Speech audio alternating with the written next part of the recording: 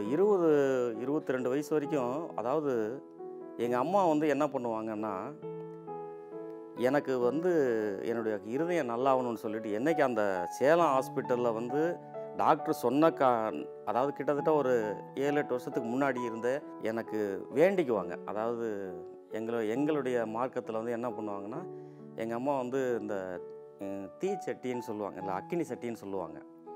அதை வந்து எடுப்பாங்க. இங்கேருந்து ஒரு சென்னை ரோட்டில் வந்து ஒரு கோயில் ஒன்று இருக்குது. அங்கே வந்து என்ன பண்ணுவாங்கன்னா, எடுத்துகிட்டு போவாங்க. அப்போ என்னையும் கூட்டிகிட்டு போவாங்க. கூட்டிகிட்டு போய் என்ன பண்ணுவாங்கன்னா, எனக்கு மொட்டை அடிச்சிருவாங்க.